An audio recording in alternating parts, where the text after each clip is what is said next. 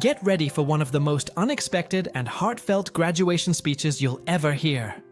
Jennifer Coolidge, Emmy-winning actress and proud Emerson alum, shares her funniest failures, biggest dreams, and one final confession that changes everything. If you're learning to speak with confidence and want real-world English listening practice, this is the perfect place to start. Stick around and let her story inspire yours.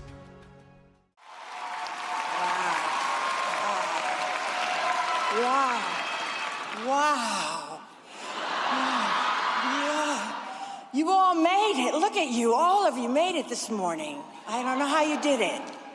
I just want to say thank you for having me. This is incredible to be with you today. And I just also, thank you so much to President Bernhardt and the Board of Trustees and faculty members. And I will, repeat what's been said. Happy Mother's Day.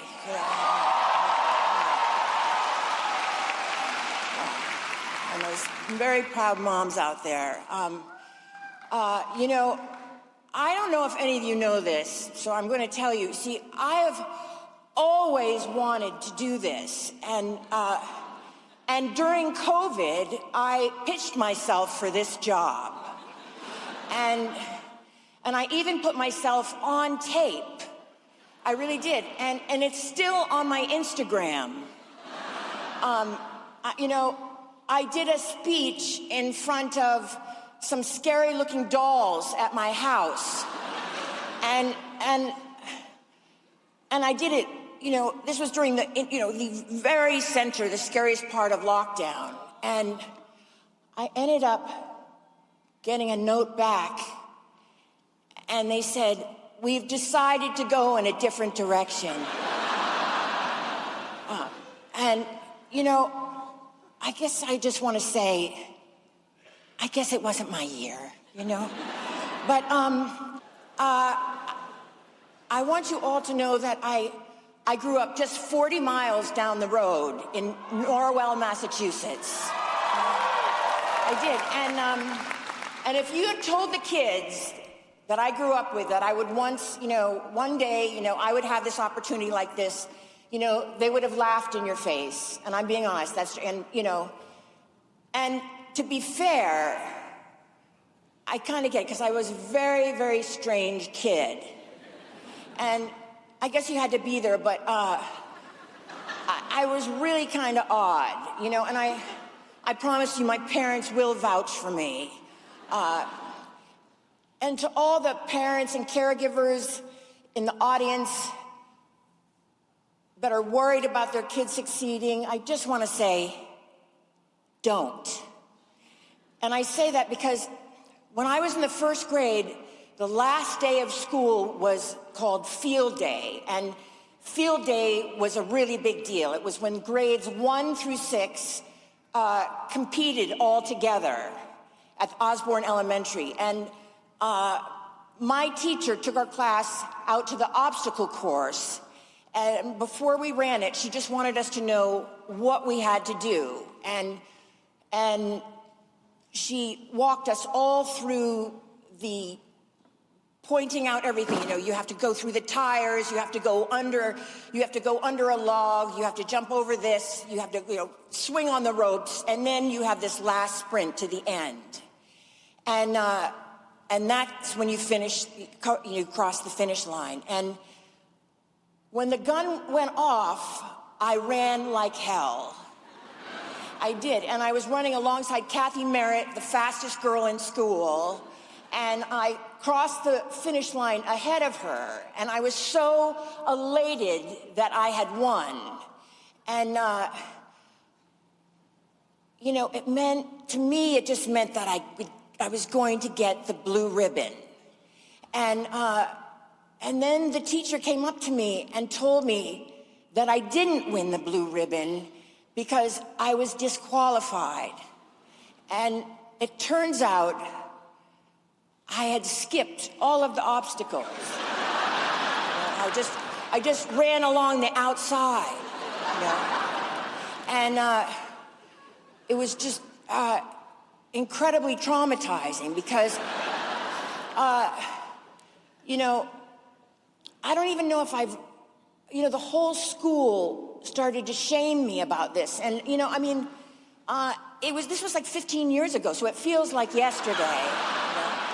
But, you know, I carried a lot of shame with that obstacle course debacle, and it was mostly, it was my classmates. You know, they teased me for so many years about it, and you know, they had pretty thick, like, Boston accents, you know, which made it sound so much meaner, you know?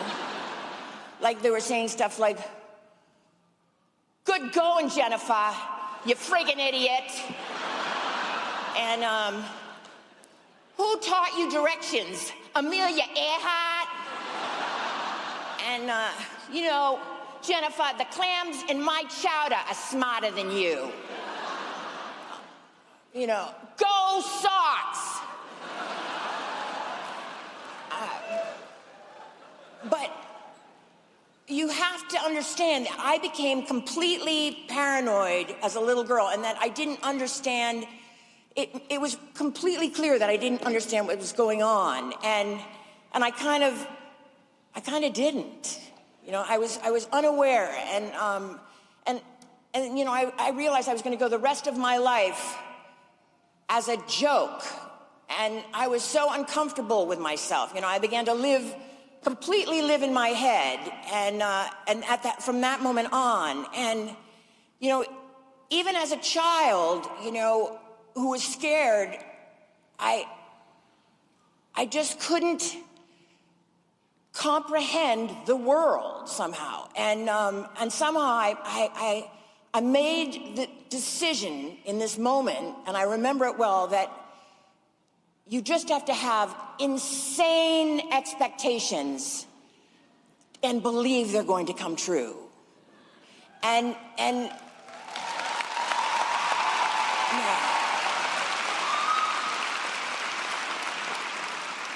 you know, my mother had a magazine in the living room, and it had Grace Kelly on the cover, and inside there was a full photo spread of her, you know, her lavish royal wedding, and a story about how she became the Queen of Monaco. And it was all in this moment that I realized that I wanted to be Queen of Monaco.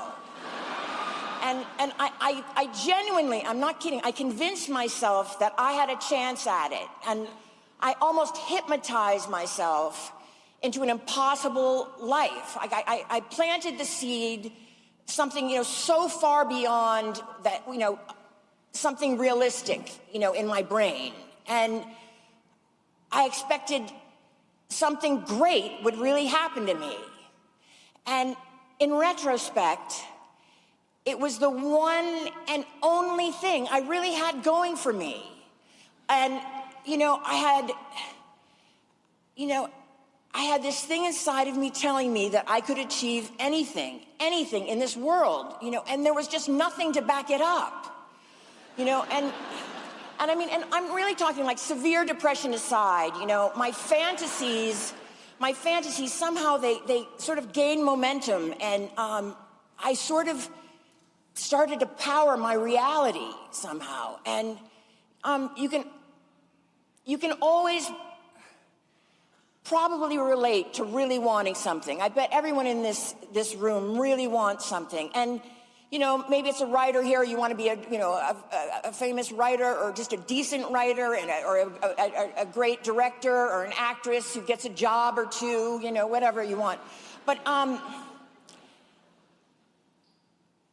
it's all okay. You know, it's all totally okay. But when you find the thing that you want to do, I really want to highly recommend just frigging go for it.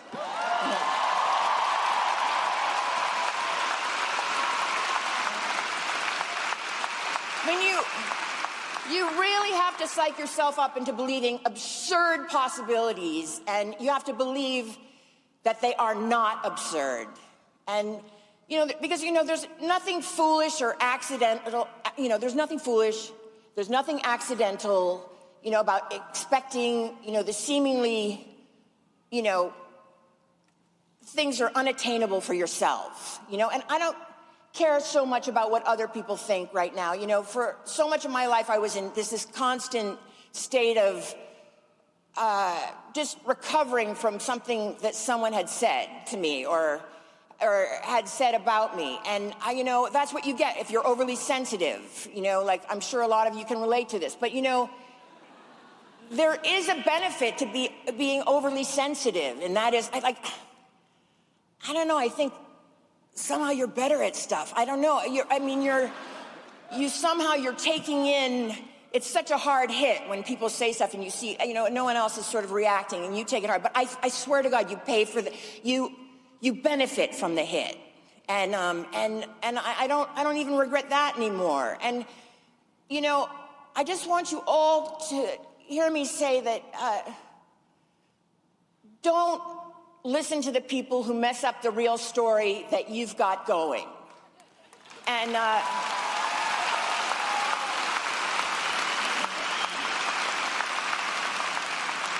you know, because Emerson has ignited these seemingly unattainable possibilities for you that now can be your reality.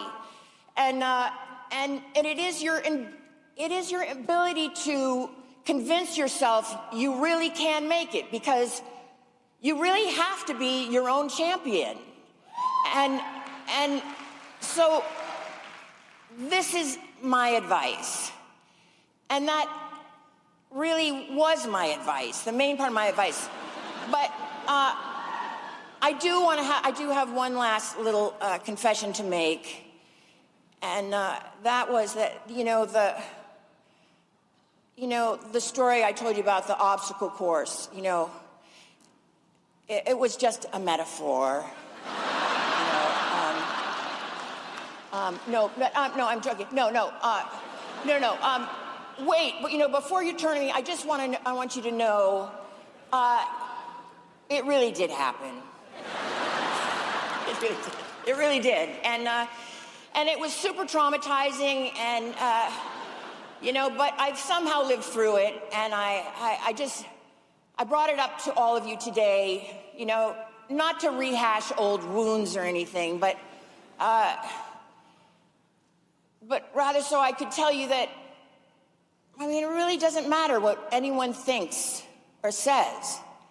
I mean, you know, when it comes to the obstacle course of your life, you have to find your own path. And you can't perfectly plan it out for, you know, from the beginning. And part of directing your life is just letting it unfold, you know, so let it. And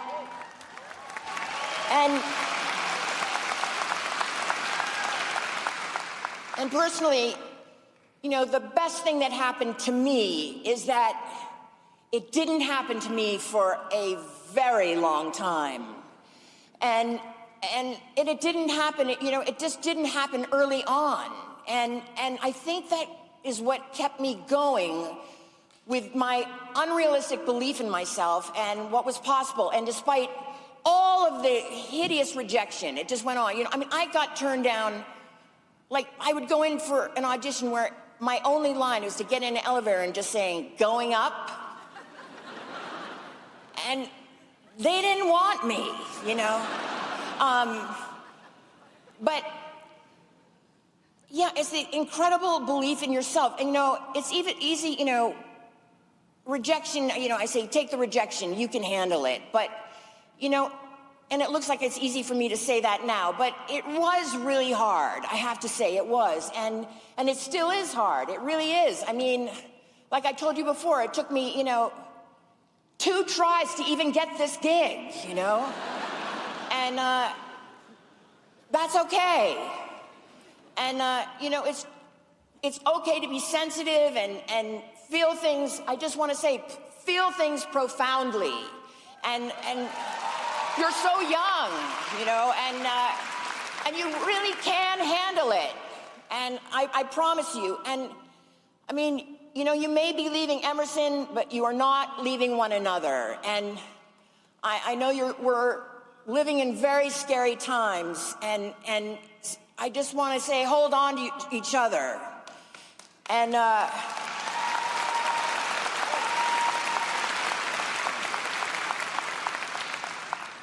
there are no great expectations to be realized without great people to realize with them. And I very strongly feel that way. I am so, I mean, I just can't, it's hard not to cry, but I'm so unbelievably proud of all of you. And I cannot wait to see, what's ahead for you. And lastly, I just want to say, you have my permission to relax for a while now because you've earned it. And yeah. And so what I'm saying is, give yourself the weekend or, maybe the summer until Labor Day. I mean, Labor Day, it's, basically Thanksgiving. And then after that, it's practically the holidays. So, you might wait till the new year to really, lock in. Yeah.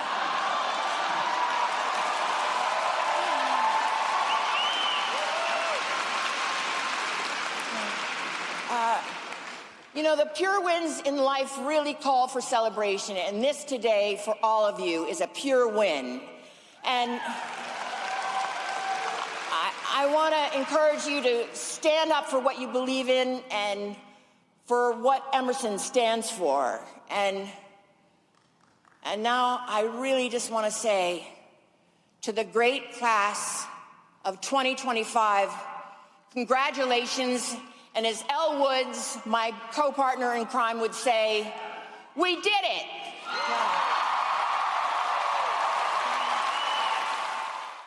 Join our global community of English learners, absolutely free.